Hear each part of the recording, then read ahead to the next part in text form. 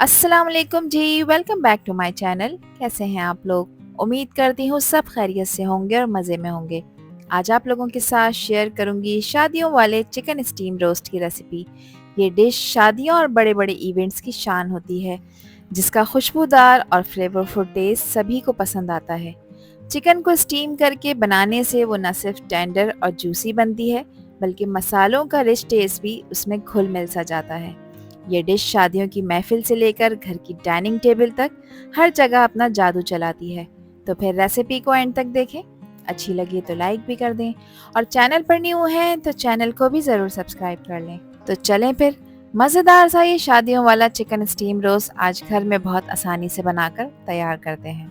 तो बहुत ही टेस्टी सा चिकन स्टीम रोस्ट बनाने के लिए यहाँ पर मैंने 1 किलो चिकन ली है। इस चिकन में दोनों पार्ट शामिल हैं, यानी इसमें थाई पार्ट भी शामिल है और ब्रेस्ट पार्ट भी शामिल है। आप चाहें तो इसको सिर्फ थाई पार्ट के साथ बनाकर तैयार कर सकते हैं। चिकन को मैं ऑलरेडी अच्छी तरह से वॉश कर चुकी हूँ। अब इसके जो पीसेस हैं इस पर मैं लगाऊंगी गहरे कट्स। ये एक इम्पॉर्टेंट स्टेप है जिसको आपने लाजमी फॉलो करना है। ऐसा करने से जब आप चिकन को मैरिनेट करते हैं तो उसके जो मसाले हम इसमें लगाते हैं तो उसके अंदर तक जाते हैं, जिससे चिकन बहुत ही ज़्यादा फ्लेवरफुल बनता है। तो इस तरह से आपने गहरे कट्स लगाने हैं जिस तरह आपको वीडियो में नज़र आ रहा है। तमाम पीसेस पे मैं कट्स लगा चुकी हूँ। अब इसमें मैं शामिल करूँगी पानी। पानी आपने इतना डालना है कि चिकन इसके अंदर तक डिप हो जाए। तो अब हम चिकन को एक और प्रोसेस से गुजारेंगे, जिसके लिए यहाँ पर मैंने इसमें 2 टेबल स्पून शामिल किया है सफ़ेद सिरका। सफ़ेद सिरका नहीं है तो 2 टेबल स्पून आप लेमन जूस ऐड कर सकते हैं। 1 टीस्पून मैंने इसमें सादा नमक डाला है, जो रेगुलर नमक हमारे घर में इस्तेमाल होता है। अब आपने चिकन को डिप रहने देना है आधे घंटे के लिए इस सिरके और नमक वाले पानी से। ऐसा करने से चिकन के अंदर कोई हीक स्मेल होती है वो ख़त्म हो जाती है और खाते वक्त किसी भी तरह की नागवार महक का आपको सामना नहीं करना पड़ता। इसको आपने आधे घंटे का ऐसी पानी में रेस्ट देना है। आधा घंटा गुजर चुका है, चिकन को इसमें डिप हुए हुए और देखें चिकन ने अपना कलर चेंज कर लिया है। अब मैं इस पानी को फेंक दूंगी और इस पानी को फेंकने के बाद आपने इसको वॉश नहीं करना, क्योंकि हम ऑलरेडी इसको वॉश कर चुके हैं। चिकन ने नमक और सिरका अपने अंदर अच्छी तरह से एब्जॉर्ब कर लिया है। अब इसको मैं छन्नी में डालकर रखूंगी और छन्नी में डालकर रखने के बाद आपने इसको अच्छी तरह से ड्राई कर लेना है।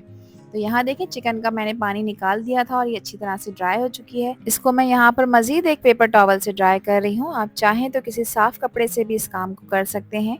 चिकन के हर पीस को आपने बहुत अच्छी तरह से ड्राई करना है, क्योंकि इसके बाद जो मैं नेक्स्ट स्टेप फॉलो करूँगी उसके लिए इसको करना ज़रूरी है।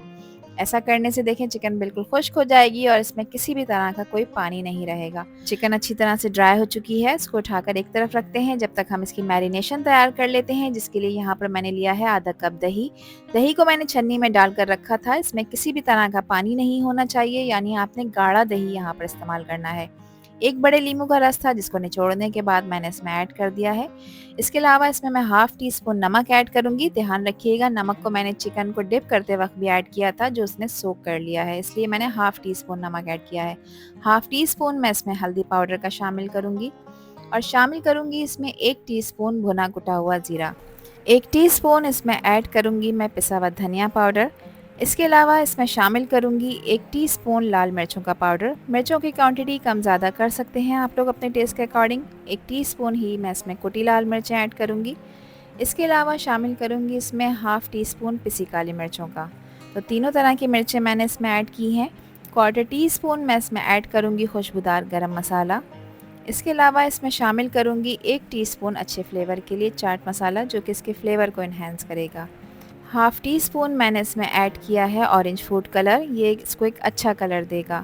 इसके अलावा 2 से 3 बड़े साइज़ की हरी मिर्चें थीं, जिसको मैंने चॉपर में चॉप करने के बाद इसमें ऐड किया है। अगर आप छोटी हरी मिर्चें यूज़ कर रहे हैं तो फिर क्वांटिटी आपने कम करनी है। 1 टेबल स्पून मैंने इसमें अदरक लहसुन का पेस्ट ऐड किया है, जो कि बिल्कुल गाढ़ा वाला है।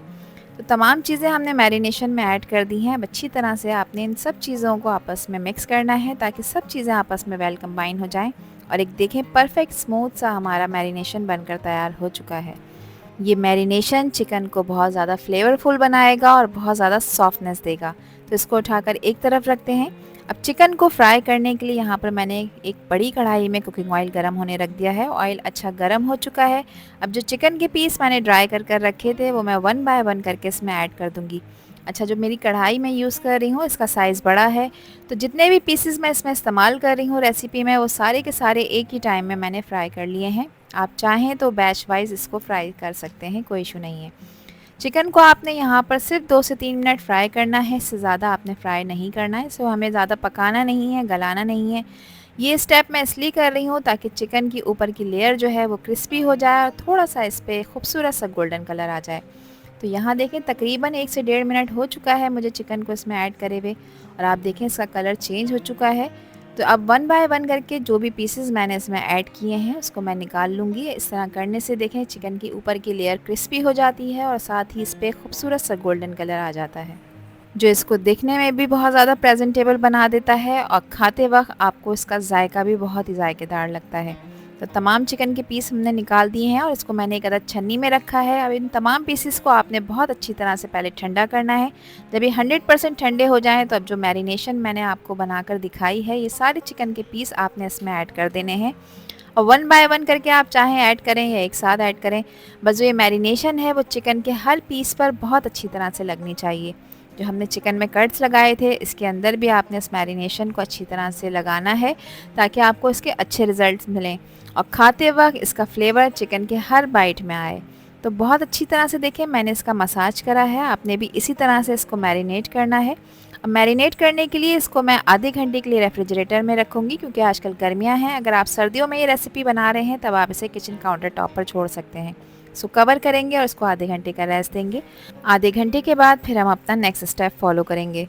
तो चिकन को मैरिनेट हुए हुए आधा घंटा हो चुका है। अब इसको पकाने के लिए अगेन मैंने एक अदद कढ़ाई ली है और इस कढ़ाई में मैं 2 से ढाई ग्लास पानी के ऐड करूँगी। पानी आपने इतना ऐड करना है कि जब हम चिकन को स्टीम करें तो वो पानी चिकन के नीचे रहना चाहिए, ऊपर नहीं आना चाहिए। इसमें तकरीबन 1 से 1.5 इंच का गैप होना चाहिए। अब इसको स्टीम करने के लिए यहाँ पर मैंने एक स्टीमर प्लेट ले ली है। अगर ये प्लेट नहीं है तो आप किसी स्टैंड का यूज़ कर सकते हैं या कोई पत्थर रख के आप उसमें जो किसी देगची का ढक्कन होता है वो भी रख सकते हैं। अब इस स्टीमर प्लेट के ऊपर मैंने असेंबल करा है एक अदद बटर पेपर, और बटर पेपर को मैं डबल कर रही हूँ क्योंकि इसके ऊपर मैं लगाऊंगी चिकन के वो सारे पीस जो मैं ऑलरेडी मैरिनेट कर रख चुकी हूँ। 1 बाय 1 करके तमाम पीसेस को मैंने इसके ऊपर असेंबल कर दिया था। अच्छी तरह से आपने इस काम को करना है ताकि चिकन जो है वो प्रॉपर स्टीम हो सके। तो तमाम चिकन के पीस मैं देखें इस पर लगा चुकी हूँ। अब जो ये मसाला बच गया है मैरिनेशन का इसको हम ज़ाया नहीं करेंगे, इसको भी हम इसके ऊपर इस तरह से लगा देंगे ताकि बहुत ही स्पाइसी और बहुत ही फ्लेवरफुल सा ये चिकन स्टीम रोस्ट बनकर तैयार हो। तो तमाम मैरिनेशन मैंने इसके ऊपर लगा दी थी। अब इसके ऊपर स्प्रिंकल कर रही हूँ मैं सफ़ेद तिल। ये एक ऑप्शनल स्टेप है, आपके पास तिल हैं तो वेल एंड गुड, अदरवाइज़ आप इसे स्किप कर सकते हैं, मगर इससे फ्लेवर और इसकी खूबसूरती में इजाफा होता है इसलिए मैंने इसको ऐड किया है। शादियों में जो आप स्टीम रोस्ट खाते हैं उसको इसी तरह से बनाया जाता है। बटर पेपर को फोल्ड करेंगे और इसको क्लोज़ कर देंगे अच्छी तरह से, और ये सील तो नहीं हो सकता मगर इसको मज़ीद कवर करने के लिए मैं एक अदद और बटर पेपर का यूज़ करूँगी ताकि चिकन स्टीम होते वक्त जिसका मसाला है वो बिल्कुल भी ना गिरे और चिकन प्रॉपर स्टीम होकर तैयार हो जाए। तो अच्छी तरह से देखिए मैंने इसे कवर कर दिया है। इसको कवर करेंगे और अब आपने पहले हाई फ्लेम पे इसको बॉईल करना है। जब इसमें बॉईल आ जाएगा उसके बाद आपने चूल्हे का फ्लेम बिल्कुल लो करना है। लो फ्लेम पे आपने इसको तकरीबन 35 से 40 मिनट तक पकाना है। 35 से 40 मिनट में चिकन प्रॉपर टेंडर हो जाएगी, अंदर से जूसी हो जाएगी और बहुत ही ज़्यादा सॉफ्ट बनकर तैयार होगी। चूल्हे का फ्लेम देखें आपने इतना रखना है जितना कि आपको वीडियो में नज़र आ रहा है। तो 40 मिनट के बाद अब इसको देखते हैं। यहाँ पर टाइम कंप्लीट हो चुका है, 40 मिनट गुजर चुके हैं। कवर हटाएंगे और देखेंगे कि अब क्या कंडीशन है। तो इस स्टेज पे काफ़ी गर्म है। चिमटे की मदद से जो बटर पेपर मैंने इस पर लगाया था उसको मैं हटा दूंगी और आप देखें इस वक्त ये काफ़ी गर्म है, इसमें से काफ़ी धुआं उठ रहा है। चिकन हमारी अल्हम्दुलिल्लाह बहुत अच्छी तरह से गल कर तैयार हो चुकी है। ऊपर से बहुत ज़्यादा ज़बरदस्त इसका कलर आया है और अंदर से ये बहुत ही ज़्यादा सॉफ्ट है। तो इसको सर्व किया है मैंने फ्रेंच फ्राइज़ के साथ क्योंकि शादियों में इसको इसी तरह से सर्व किया जाता है। और इसके साथ मैंने रखा है हरे धनिया पुदीने वाला रायता, जो कि मेरे ख्याल से इसका बेस्ट कॉम्बो है। इसको सर्व करें आप रोटी, पराठे या नान के साथ, या आप लोगों की अपनी चॉइस है। ये डिश फेस्टिव ओकेजन और फैमिली डिनर के लिए एक आइडियल रेसिपी है। इसका यूनिक फ्लेवर और टेस्ट इस डिश को मेमोरेबल बनाता है, जो कि खाने वालों को बहुत ही अच्छा लगता है। चिकन को स्टीम करके बनाने से इसका टेक्सचर और टेस्ट बहुत ही बेहतरीन हो जाता है और मसालों के परफेक्ट ब्लेंड से ये और भी ज़्यादा लजीज हो जाती है। तो आई होप इस रेसिपी के साथ जब आप ये बनाकर अपने फैमिली मेम्बर्स को खिलाएंगी तो इसका यूनिक टेक्सचर और टेस्ट सभी को बहुत ज़्यादा पसंद आएगा।